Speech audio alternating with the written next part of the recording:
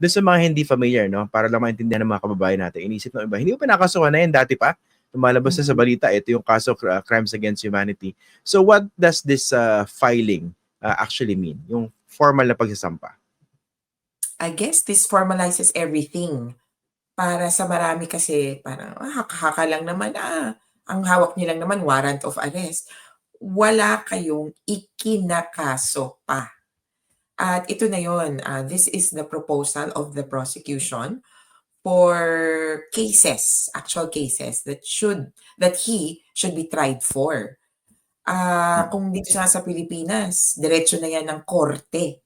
'Di ba sa atin ang gumagawa naman talaga nung charge sheet, indictment, o yung tinatawag natin na information, prosecutor lang naman. Kaya lang yung confirmation of charges hearing, sa totoo medyo mapanlin lang kasi akala natin, "Uy, na-confirm na yung charges." Hindi pa po. So, ito yung charges na ipapa-confirm ng prosecutor. Kaya lang siyempre bibigyan ng pagkakataon, kaya magkaka-hearing, bibigyan ng pagkakataon yung defense at saka yung victims na mag-weigh in. So, pero essentially ito na yun, these are the charges as proposed by the prosecution. It could be approved as is or as amended by the judges, or it could be disapproved entirely. Kumbaga, reject, ayaw namin, walang kaso dapat. So ito yung formal na isinampang kaso ng ICC prosecutor. Ito yung, hindi pa naman mahirap lang kasi baka mag-jump to conclusions din yung iba na, nasampahan na. Hindi pa rin, kumbaga, panukala, ito yung proposed, ito yung draft na charges. Meron lang, dahil medyo iba nga yung proseso, meron lang pagkakataon pa na malimit, kumbaga ma-contest at least ng defense bago ma-confirm finally nung judges later on pa. Sige. Kasi ika-clarify ko lang, no? Kasi yung mga headlines sa lumabas, charged, di ba? Even in other countries. Oo eh. So, ano ang essentially, mas accurate na ano? Ano yung mas accurate na description or characterization dito? Draft charge filed. yes, oo. Or technically, they would like to use the term document containing the charges. So Nilabas ng prosecution. It's a very neutral term na, okay, it contains the charges. So the ICC prosecutor has released the redacted version of the document containing the charges. At sabi ko nga parang, sabi ng iba, bago ba to? Ganyan.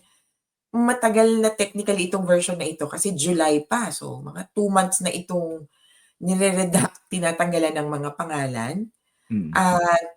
At this is a version already known to the defense as early as July 4, 2025. Kaya lang syempre para sa atin, iba din yun na, ito na to. At ang maganda pa, halos sabay nang nirelease yung pre-confirmation brief. Pag binasa mo pareho yon, parang mabubuo mo na yung kwento ng prosecution. Yung pre-confirmation brief, nandun halos lahat yung everything. Kasi parang yung charges, kay Duterte lang yon. Pero yung pre-confirmation brief, may discussion.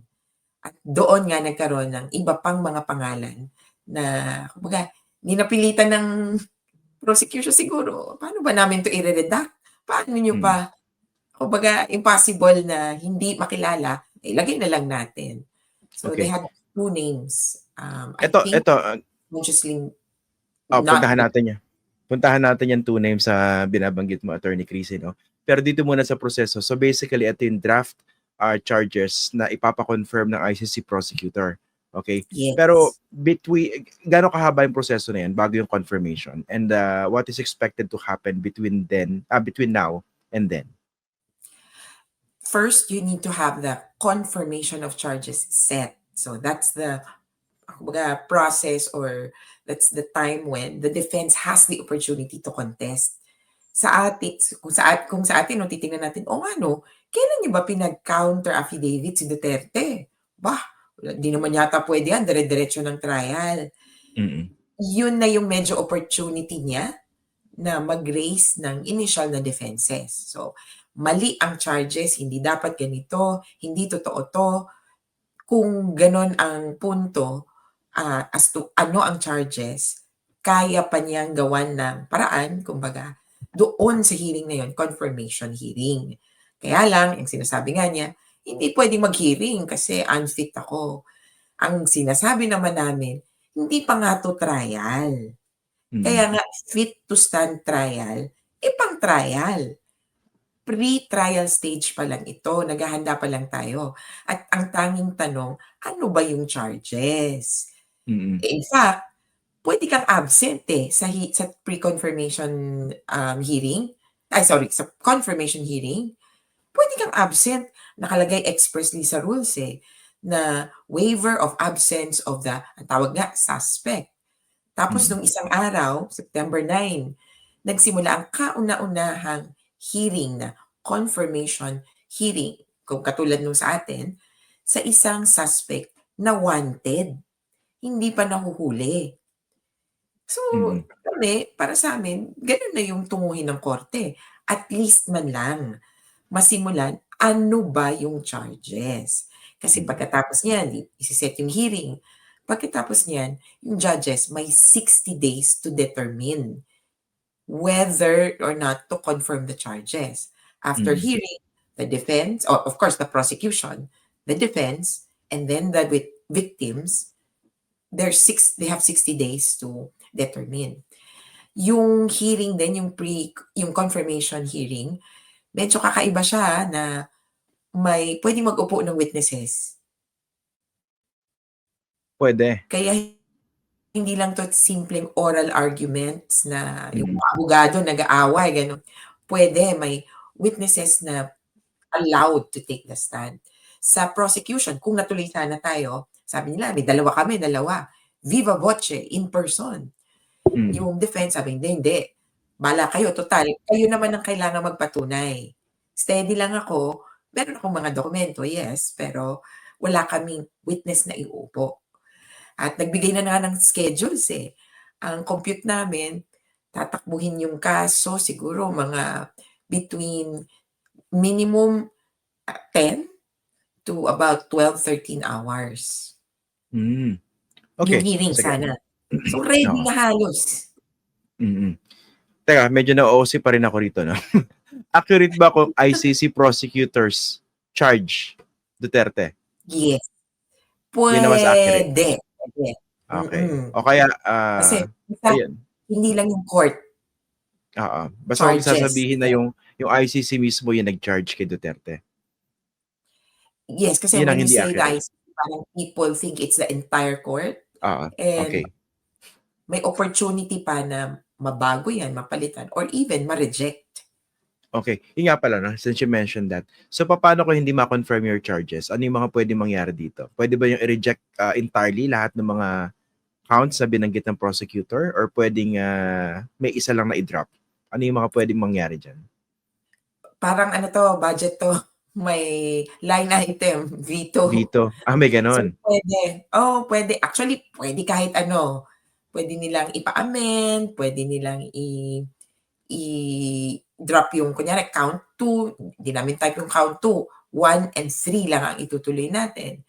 Ah, ang intindi ko rin pati yung kaya lang medyo wala naman silang kontrol 'no, yung incidents. Mm.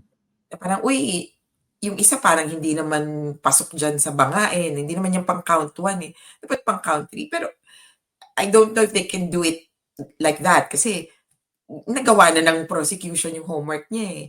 Oo. Ah, pero at kumbaga generally, maluwag ang judges, they can approve, deny any part of the charges in the DCC, or they can also kumbaga set aside.